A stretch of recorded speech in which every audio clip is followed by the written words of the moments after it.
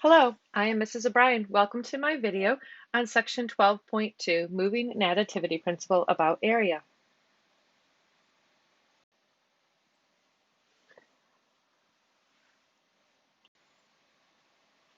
The moving principle states if you move a shape rigidly without stretching it, then its area does not change. The additivity principle states if you combine a finite number of shapes without overlapping them, then the area of the resulting shape is the sum of the areas of the individual shapes. So a common way to use the additivity principle is to find the area of some shape is as follows. Subdivide the shape into pieces whose areas are easily to determine and add those areas together. For example, in this problem here, we have this kind of sideways L shape that looks like two rectangles put together. So we subdivide them into two rectangles, find the area of part A and part B, and then add those two areas together, giving us the total area. Here are a few additional examples. The first two methods are showing the subdividing strategy, where we have taken the figure that looks like an L and subdivided it vertically, finding the area of parts A and B and adding them together will give you the same as if we subdivided horizontally into two rectangles with C and D and then added those parts. Method 3 is slightly different. Here we're finding the area of the entire larger rectangle, including the dotted part, and then we're subtracting the white space, the smaller rectangle. Again, all three methods give you the same answer. I would like you to try class activity 12B.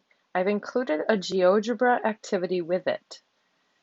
And in this activity, you basically are going to do the 4 different strategies, the subdividing, the takeaway strategy, those are the 2 we just discussed, the move and reattach strategy, where you cut off part of it and then reattach it in a different way, and then the combine 2 copies and cut in half strategy.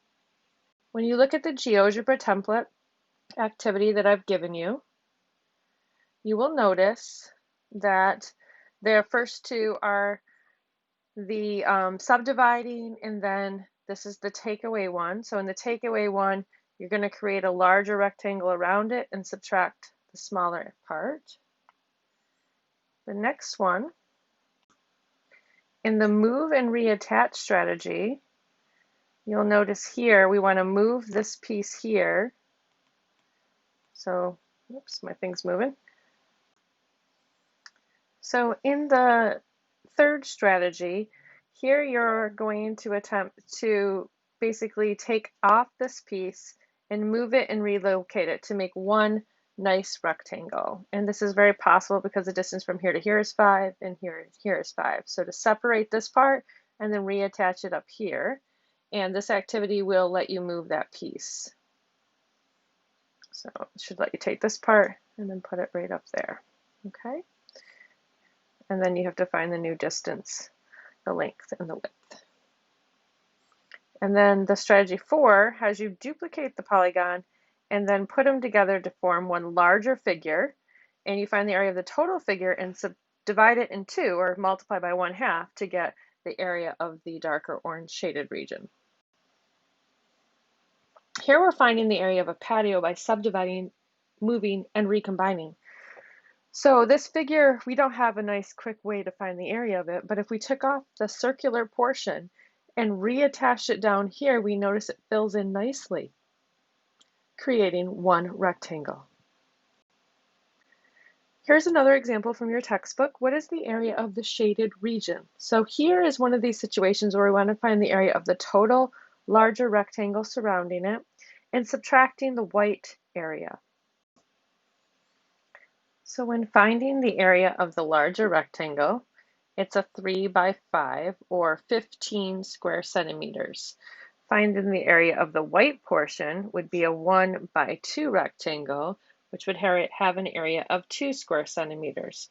So if we take 15 square centimeters and subtract 2 square centimeters, we're going to get that orange area, which turns out to be 13 square centimeters. So although we're using the additivity principle, we're using it in the takeaway strategy. If we look at this example from your textbook and the practice exercises, it shows the floor plan of a loft that will be getting a new wood floor. How many square feet of flooring will be needed? So obviously we'd like to subdivide this figure, but we might want to find like a missing length here.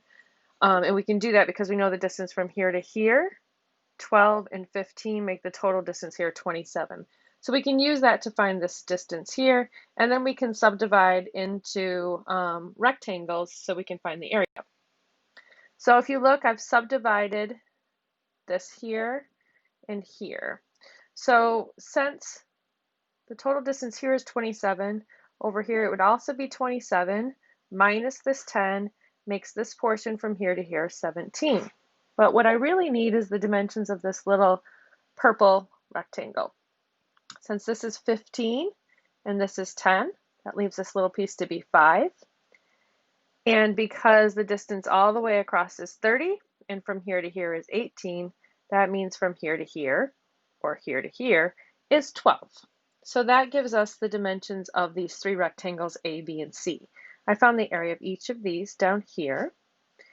And then I'm going to add up all of their areas and I get a total of 670 square feet. Again, that's adding the area of rectangle A plus rectangle B plus rectangle C. Thanks for watching. These images came from your textbook, Mathematics for Elementary Teachers with Activities by Beckman.